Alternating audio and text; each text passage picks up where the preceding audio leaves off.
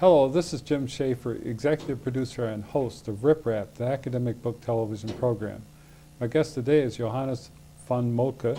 Today we'll be discussing his research on the German notions of Heimat, or home, in his book, No Place Like Home, Locations of Heimat in German Cinema. Welcome to Rip Rap, Johannes. Thank you very much. As I told you before this interview even began, your book, No Place Like Home, Locations of Heimat in German Cinema, has such complexity and rich texture that I found it difficult to prepare for this interview because reading the text was so enjoyable. So naturally, my first questions are, how did this project develop from your research and why? There are all sorts of answers to that. One is just biographically, I was working on the new German cinema, which is better known in this country, for my dissertation. And if you work on the 70s and 80s in German cinema, you realize pretty quickly that the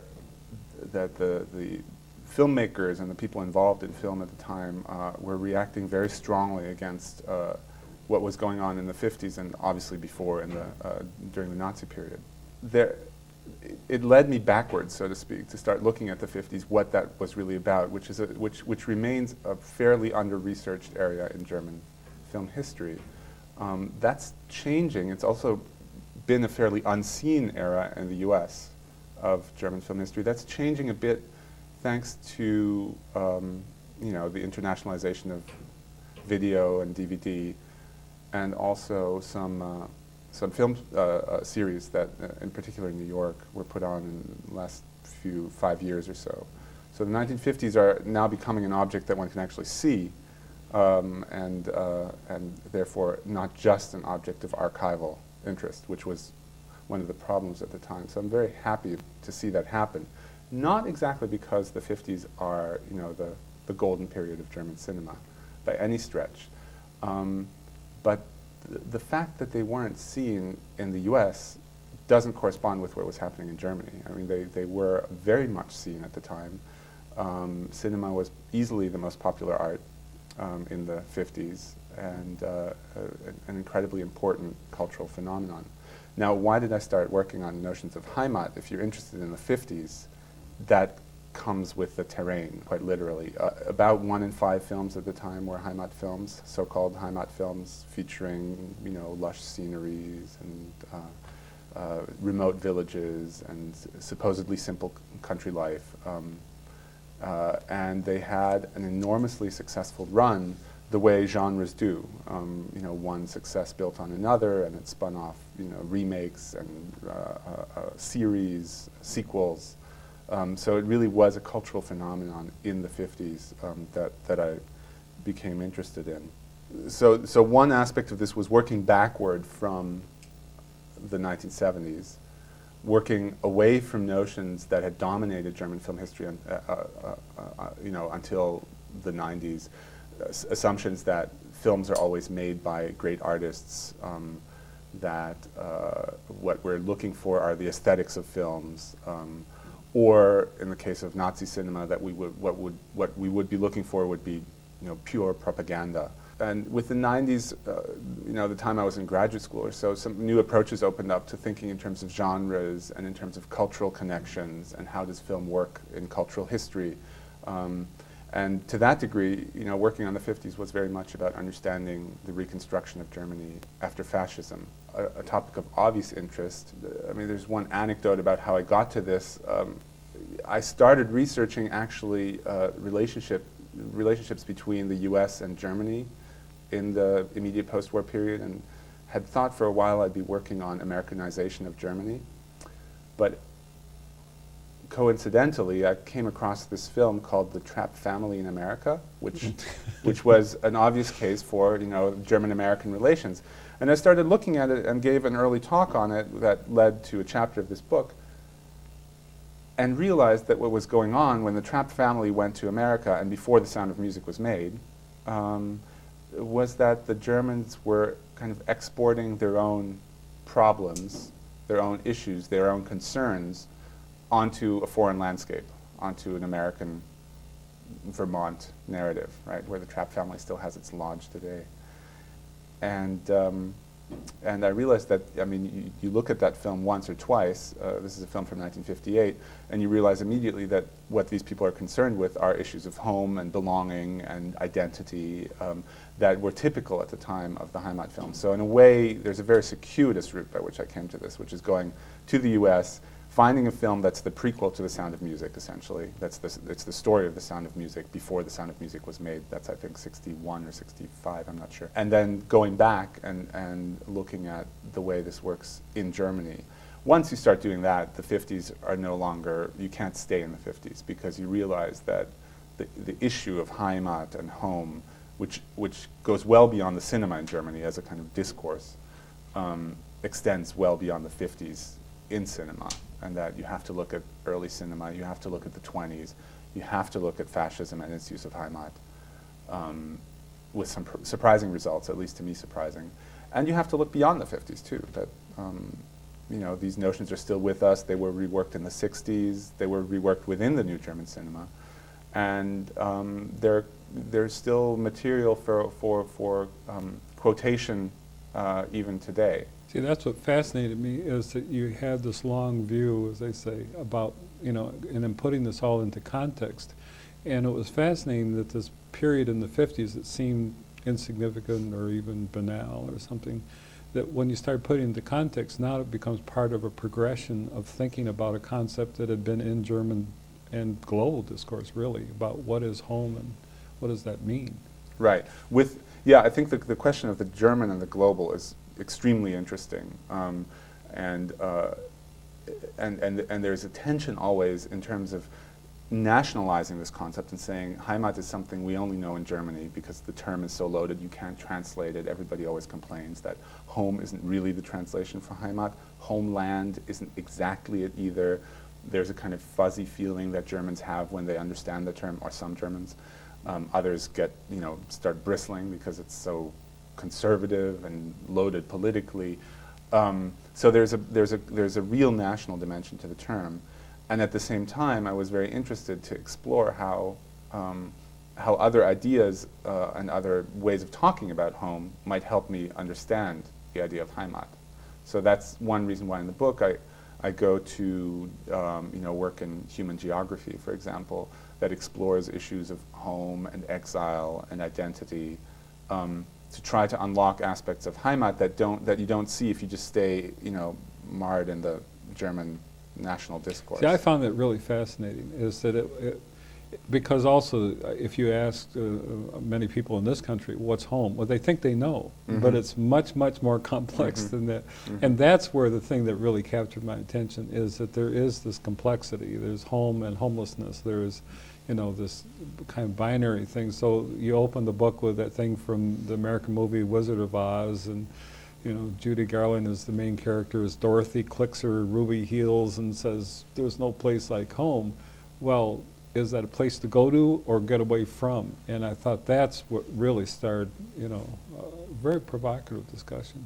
It was a real revelation for me to, take the simple association of these lines from, with the Wizard of Oz, and go back to them and look actually how that works in the context of the film, because the assumption that there's no place like home that we all remember from having seen the film, if we've seen it, seems so simple. And at the same time, the film really doesn't allow you quite to settle down in the end, where, because she does come home to Kansas, which the whole film is explained is horrible. I mean, it's black and white, it's gray, the people are horrible, and the real home cinematically of the film is in Technicolor. I mean, that's where it's exciting. That's where one wants to be, is Oz. Somewhere over the rainbow. Somewhere over the rainbow. I mean, all those ideas of home being elsewhere, and the attempt to reconcile the idea that home is elsewhere with the idea that home is where you are physically, it works only at a cost in the film. Namely, and the cost, I think, is that you, at the end, kind of have to forget how nice Oz was in order to share with her this revelation that if I'll ever go looking for home again, it won't be beyond my backyard. I mean, it's something like that she tells Auntie Em when she gets back. And once I'd kind of unlocked that and gone back to the German context, it was very apparent to me that Heimat works that way. That there's an easy assumption, namely that Heimat is stable, bounded, comfortable, safe, traditional. And then when you start looking at the films, it all breaks open, and you get the sense that these certainties aren't quite as certain as the audience is supposed to believe, or as the audience even believes before it comes into the movie theater. Because if you take the 50s, home is a problem and not a certainty in the 1950s. A lot of migrants and ex-Belize in Germany coming from the East as a result of the war, who are arguably looking for home, longing for home, mounting political platforms to get back home as if Germany could re-expand to the East. So there's the really reactionary version of it. Or just wanting to settle down again. And all of these, I think, share a sense of home, which they readily call Heimat at the time, as something that's problematic, that's an issue, that's not a given.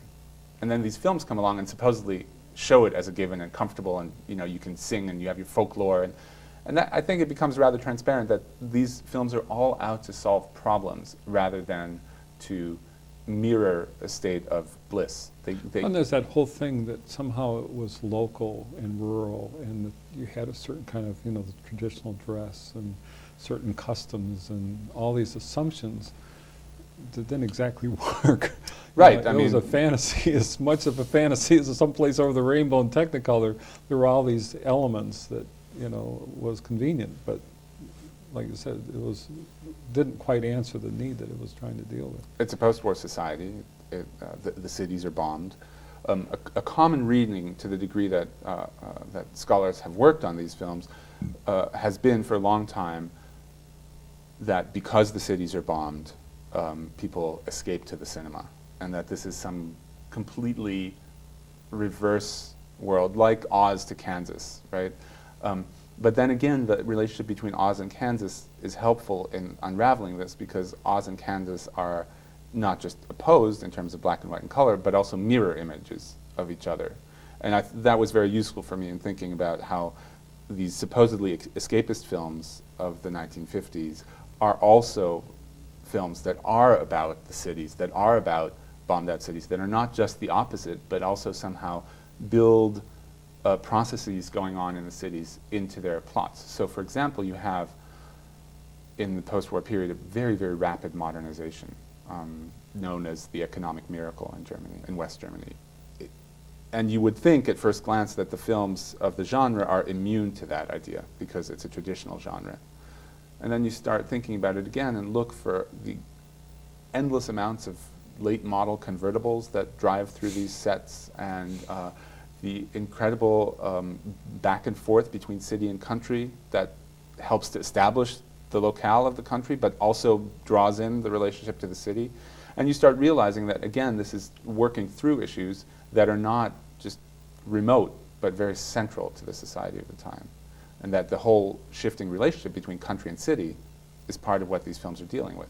Commuters, more commutes, changing the relationship of neighbors in local communities, that suddenly they're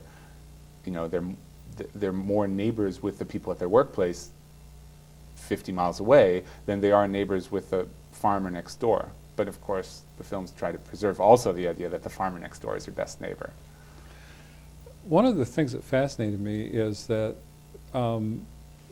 how text informed the movies. I mean, there was the one, and I'm sorry I don't remember the name, but the one author that produced a series of Heimat, novels and text, and then the producer that came along and did a whole series of Heimat film based on that. And I thought, well, that's pretty interesting. And then there was the other guy that produced a whole series of Heimat, film later. Right. But this relationship with text and then, a long, sustained production. I think that's crucial when you work on a genre like this, that you realize that it has histories outside of the cinema as well. And these histories are literary, as in the case of Ganghofer, who wrote, he's still one of the most popular novelists in terms of sales of the century, I believe, or last century, but he continues with huge sales of novels that are homespun, simple, straightforward tales of good and bad in the mountains, but serve over and over again as templates for plots and images that then come to dominate the Heimat film. So the literary history or prehistory, or the intersection of history, literary history and film is one thing to pay attention to. And the other that I was very attuned to in writing this was simply the history of the Heimat movements, the various Heimat movements, which date back to the 19th century, and then you get a real sense of the political charge of the term, which shifts over time. So you begin in the early 19th century with some legal definitions of Heimat, which are I'm no legal expert, no legal historian, so I can't reconstruct exactly their value for judicial discourse, but they were relatively straightforward about saying, there's a right of people to settle and have a home somewhere. And that quickly got co-opted by movements in the later 19th century saying Heimat is a rallying cry to bring together our villages, to build a nation around lots of local Heimats, which is a particularly German issue, kind of German version of federalism, one could say, except that it's still very much a feudal society. And an argument at the time, as historians have pointed out, that Heimat was really a call for modernization, a call to integrate processes of modernization, which were very rapid in Germany in the late 19th century, into the fabric of the local, and to accompany this process. These movements then were co-opted again, obviously in times of war, as the home front, rallying around the term of Heimat. They were co-opted by the Nazis, which kind of brought about an equation between Heimat and nation and made Heimat all-inclusive. Everything was Heimat within the expanding bounds of an imperial nation. And then, as we've talked about, in the 50s, it became this term around which people organized platforms for returning to the places they were expelled from due to post-war settlement agreements. Well, it seemed to me like you can have the intellectual issues, but we also have the emotional intelligence. We have the place where we live. We have the places we feel comfortable with, or the places that we hope exist, because that gives us comfort when we're distressed. And that's what I found fascinating about this concept of Heimat. It was, in a way, kind of a comfort zone. But I also like the way that you were showing this longer view and how that shifted back and forth. And along with your point about the genre, that this has been around for a long time. I mean, not only in the film, but as a concept in, German culture. Yeah. It was a real discovery to find, titles that they don't survive in large part. The prints don't survive, but the titles in the teens and early cinema that were directly relevant to my topic, and then descriptions and catalogs, and then these early series from 1918-19 of adaptations of the Ganghofer plots that actually got remade 3 or 4 times over. Right. And it's you work on a genre like this and you discover how short cinematic memory is. Really, you can remake a title after 5 years and nobody will remember, and they did. But in Germany, of course, it becomes especially interesting because remaking a film that was first made in 1918 on the heels of World War I, remaking that in 1926, then as a sound film in the early 30s, and then remaking it for UFA run by the Nazis, reveals some real tensions about how things work differently in different eras, because the sequence of different regimes in German history in the 20th century is so fast. That'd probably be an interesting line of continuity altogether, just isolating one of those threads and seeing what happens in the different interpretation. But you can see, a film like Die Geierwalli, which is one that was made, it's based on a novel from, I think, 1888, and then was made, I think, the first time in 1921, and then remade in 1940 by a Nazi ideologue as director. and then remade in 1956 under the direction of this producer who had been adapting all the Ganghofer novels from 1918 into the 50s, and then remade as a spoof in 1988. And I mean, you can do all sorts of things with that. You can trace different, ideas of femininity in terms of the protagonist. You can look at how the plots are resolved into notions of sublime personality in the 1940s during fascism, as opposed to some much more complicated father-daughter plot in the original 1921 version, and then a much tamer version in 1956 again, and then a gender comedy that's built around it in 1988. So you could really trace changing patterns of gender. But that's the kind of thing that I think brings a real richness to, deepening our understanding of the cinema that we're looking at.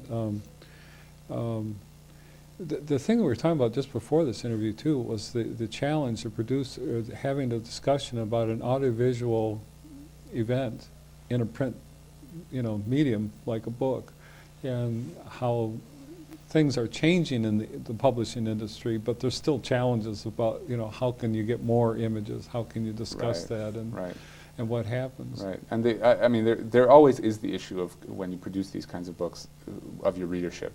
Are you producing it?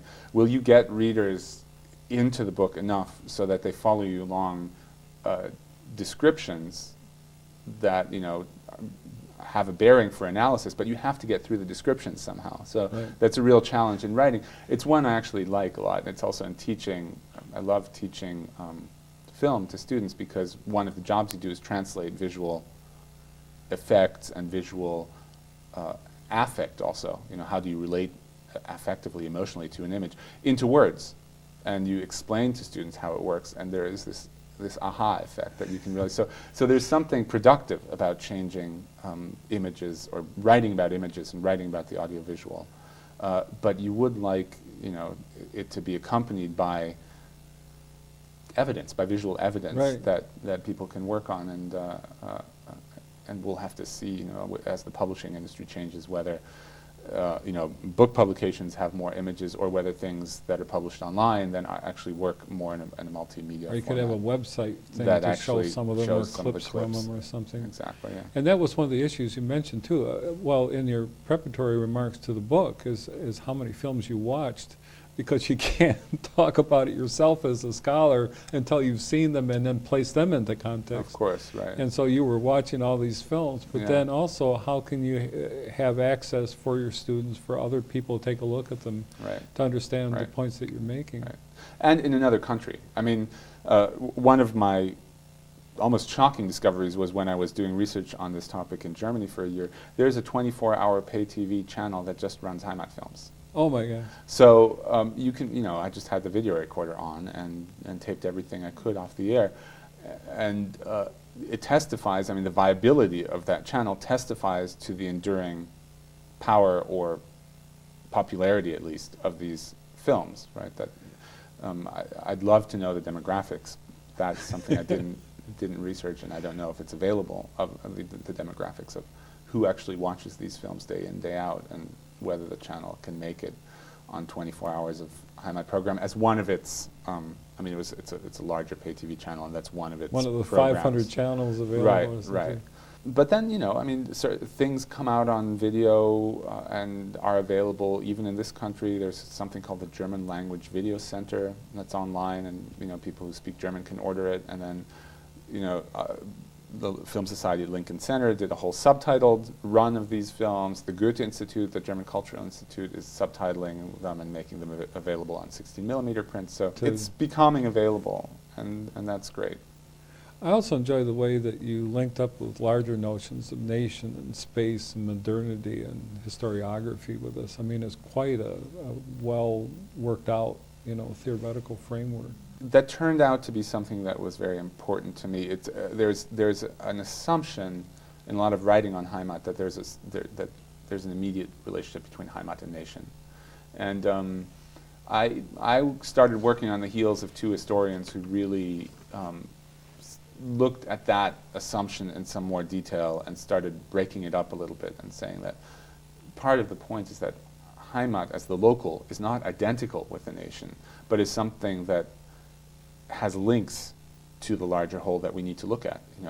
Does it mean that they understand themselves as, a version of the nation in a small space, so that it's kind of a metaphor for the nation or a microcosm of the nation? Or is it that, different Heimats together add up to the nation so that they're a part of the larger whole?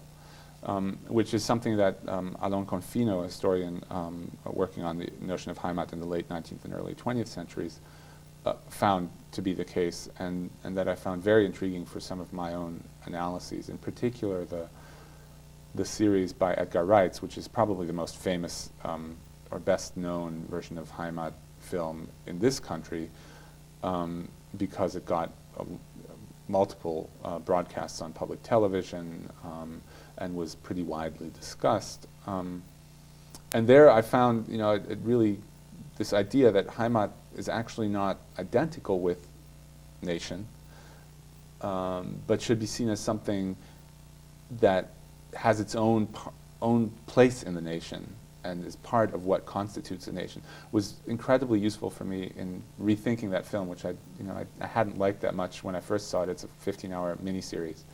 And then thinking about it in terms of this book, I came around to really seeing some very, very interesting and carefully thought out uses of space and mise en scène and cinematography in order to get across this idea that Heimat isn't just the same thing as the nation. Well, I like the fact that you just didn't categorize it right off the bat, that you were sifting through these different possibilities, Yeah. the whole invention tradition and that thing, and these different frameworks, but you also were respecting the limits of how it actually functions as the dynamic in German culture and cinema. And in cinema, right. I mean, I'm Right. very committed to the idea that you have to be able to prove something Right. textually. I mean, I don't think that, films, I can tell anybody what a film will do in every given situation when Yeah. people see it. But I also always think that I can't claim something about a film without showing how it works in the film. If you're not going into a facile, easy categorizing kind of position, then the things that don't fit, you can respect that and try to interpret, well, why didn't it? And maybe it just has to hang there for a while until someone comes up with some idea to put them into a context that will Right. encompass that. Right. Right. So, I mean, it's just fascinating to me that we all think we know what home is and what our expected reaction to it. And like you point out in the book, it's a whole lot more complex. And Well, home may be a place to go to or get away from. That's right. That's right. Yeah. If you take that away from the book, that's great. Yeah. Well, thank you for Yeah. being on Rip Rap. It was a pleasure, and thanks for doing this.